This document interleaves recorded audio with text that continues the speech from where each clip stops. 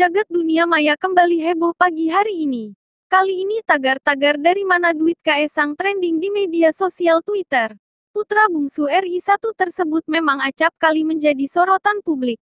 Awal November lalu, Kaesang tercatat membeli saham emiten udang PT Panca Mitra Multiperdana Terbuka, PMMP, sebanyak 8% melalui perusahaannya yaitu GK Hebat senilai 92 miliar rupiah.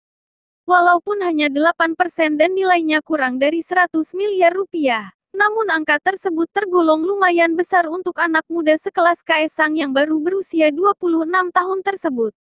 Lantas sebenarnya dari mana semua uang Kaesang berasal?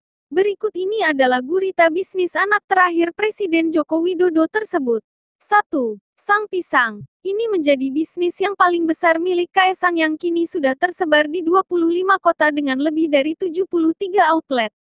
2. Home Pimpa Gamers. Ini adalah bisnis hiburan yang menjual berbagai macam produk board game. 3. Sang Javas. Sang Javas adalah merek clothing line dengan gambar kecebong dalam desain kaosnya.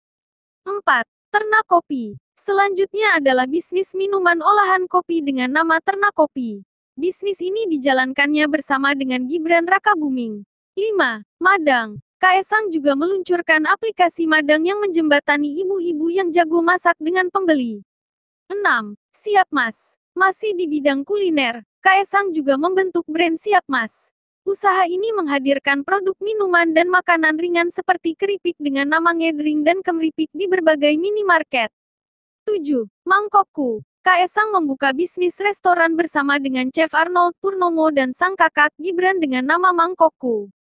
8. Cili Pari. Bisnis Gibran lainnya yang diserahkan ke Kaesang Pangarep adalah Cili Pari, yang merupakan usaha catering. 9. Markobar. Lalu Markobar yang menjual aneka martabak. 10. Gola. Untuk minuman ada juga startup kuliner bernama Gola. Bisnis ini awalnya milik Gibran dan diserahkan ke Kaesang Pangarep dengan menawarkan produk minuman tradisional khas Indonesia seperti es doger yang dikemas lebih modern.